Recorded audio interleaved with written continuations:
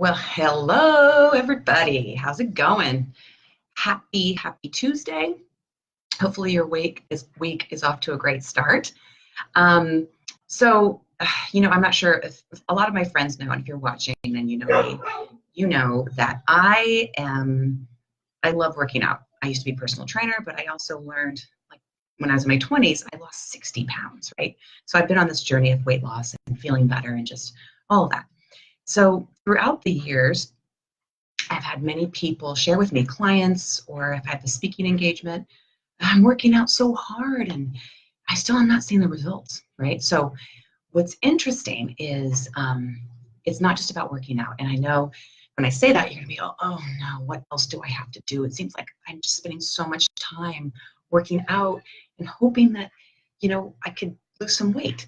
Well, what I'm going to share with you today, and actually over the course of the next several weeks, is what you do every day throughout the day really is the biggest impact. So meaning if you work out 1 hour, 3, 4, 5, 6, 7 days a week, that's fantastic. So since there's 24 hours in a day though, the 23 other hours in a day have even more of an impact on how your overall wellness. Okay. So I listened to Rich Roll podcast, which is I highly recommend. He's fantastic. He has great guests on, just really helpful information. And one of his guests, and I'm probably going to say this wrong, is Dr. Rangan Chatterjee. And he was talking about how there's 4 pillars to live a long, healthier life. And it's interesting because when I was listening to him, I was thinking, well, yeah, those are very simple and basic, but they're a good reminder. So what I'll share, what's really matters in these pillars though, it's not about excelling in one of them. So for example, I'm working out hard, but my nutrition is terrible. I'm sleeping 4 hours a day and I find no time to relax. That's not helpful, right? So we have to have balance across all 4 pillars. It's not about excelling in one. So today, again, I'm going to share 4 over the next 4 weeks. I just want to focus on one at a time to really have it hopefully resonate with you and help you create some more balance in your wellness. So today's pillar, the first one, is move. You've got to move. So, it's no secret, right? Human life has become so structured in a way that it makes it very easy to avoid movement. So we sit in cars on the way to work. What do we do when we get to work? We sit at our desks, for much of the day. And then we get home, what do? We sit down and we relax, right? In fact, the average person sits for 13 hours a day, and that does not include sleep, okay? So it makes sense why sitting is the new smoking, so it's really, really, really important that you move, right? So, what sitting is really not what our bodies are intended to do. It's not, our bodies are meant to move. So, since we're not moving, we have stiff backs and sore knees, and those are all becoming the norm, right?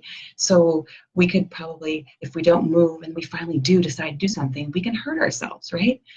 So it's just a matter of movement throughout the day. So most people oftentimes are most excited as they go from a heavy and stiff to lean and agile, is this feeling that they now live better. And some of the things that they're noticing, you have more energy and you feel younger. Awesome. They're able to do things they've been putting off for a very long time. They feel empowered. And what's so interesting about this is that moving creates confidence, right? So if you think about it, people are moving around and, I feel more confident rather than just sitting all day, right? How's your energy, right? It's not up there. And they're just noticing they're free from anxieties and limitations that held them back for so long. So movement, if you move well, you also think, feel, and live well, okay? So now when I'm talking about movement, by the way, I need to preface this by saying, I'm not saying to run out and join a gym. I'm not saying to go to Orange Theory and start working out real hard. I'm not saying any of these things. In fact, people think that movement means I have to exercise or join a gym. That's actually not what I'm saying. What I'm saying is move, okay? So the tip to move for today is to get 10,000 steps in every single day. If you have an iPhone, right, there's actually a health function on your phone right there, okay?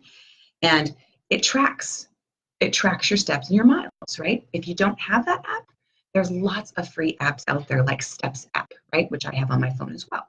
So when you're thinking about 10,000 steps, it seems like a lot. Well, it's about 5 miles actually. And you're thinking, maybe, how am I going to put in more time in my day? I don't have any time. I'm not talking about adding to your day. I'm talking about choosing differently on how you move throughout the day. Okay? So I'm going to give you some tips. Here we go. First thing, park farther away. Stop fighting over those coveted first row parking spots. You know, whether it's at school, work, Costco, the gym, everywhere. Find a parking spot, the furthest one away. Every extra minute of walking you do from your car to the door is worth 84 steps. Okay? So park far away. Another one, make your parking spot do double duty. So if you have to hit up more than one store, find a central location and walk your 84 steps per minute to both, right? So you're adding on more steps, right? Another one, take the stairs. Why are you taking the elevator? You guys move, take the stairs. The stairs are huge. So each flight of stairs you add to your day is roughly the equivalent of taking 38 steps on flat ground. Work on the third floor, maybe? Do you work on the third floor, the second floor, whatever? You know, you can nab in 152 steps bypassing the elevator when you arrive and when you head back home, right, for the day. So take the stairs, okay? Number 4, another one. Take an extra lap. So you know when you're at the grocery store, right? And you've got your list, right? Walk around again, do an extra lap. At a rate of 67 steps per minute, grocery shopping could buy you 600 more steps, and you probably forgot something along the way anyway. So it's a win-win situation. 600 extra steps. All right, another one. Get off on the wrong stop. So if you're in public transportation, you take the bus, for example, don't take the one that's closest to where your destination is. Take it 1 or 2 stops ahead of time and then walk there. If you use Uber quite a bit, tell the driver, drop me off several blocks before your actual destination. So if you're walking at a brisk enough pace to not be late for something, you could be tracking in over 1,200 extra steps. So go get off on the wrong step. Super helpful. Use a different bathroom. Okay, at work. When I worked at the company, a local company here, my desk was real close to the bathroom. So I would go downstairs and use a bathroom and then go upstairs and come back. So use a different bathroom, not the one that's closest to you. Okay? Again, you're going to get another couple hundred steps going back and forth each time. Okay? You got the dog? Walk your dog. So when I actually say walk your dog, it's actually take them for a walk and not let them on the back patio to do their business, okay? Let them walk, let them sniff around, let them be distracted, and before you know it, you'll have taken nearly 1,000 steps in 15 minutes. Incredible, okay? Another one, this one I would always laugh at. Hi, Lynn. Hi, Chantel.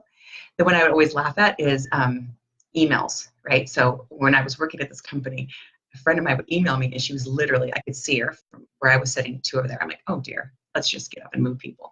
So before you hit send, get up, go down over to the coworker's office, and you've got 61 extra steps there, right?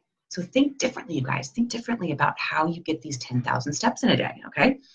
The last one, which I actually do, I think it's fantastic, go hands-free. So pop in your earbud, take the conference call on the go. If you have a 30-minute conference call, you're tracking about 1,800 steps. So if you have 3 or 4 meetings, you're almost at your 10,000 already, right? Or halfway. So go hands-free. Don't sit, move, right? And you'll probably be much more creative in those meetings when you're moving. You'll know it's actually a fact, by the way. All right, so those were some tips. Hopefully those help. But when I say move, I'm not talking about joining the gym. I'm just talking about getting up and getting those 10,000 steps in. It can be done. Okay, so another reason why getting 10,000 steps in is so amazing. some recent research showed that when it comes to losing weight, if that's your goal, is collecting 10,000 steps a day is just as effective as doing 5 30-minute workouts a week, right? So if that's not powerful, all I'm saying is it's powerful. So there you have it, 10,000 steps a day, get out there and move, make different decisions on how you get from point A to point B. It's about just making those different decisions, okay? Get the 10,000 steps in, move, everyone, move. If you're listening to me after you're done here, go to the mail, go do something and track those miles, okay? Take your phone everywhere, I do. All right, so I'll see you next week. I'll have pillar number 2 to talk about. Remember, again, it's about balance. It's not overdoing one pillar, it's creating balance across all 4, okay? All right, everyone, have a great rest of your week, and I will talk to you next Tuesday. All right, bye-bye.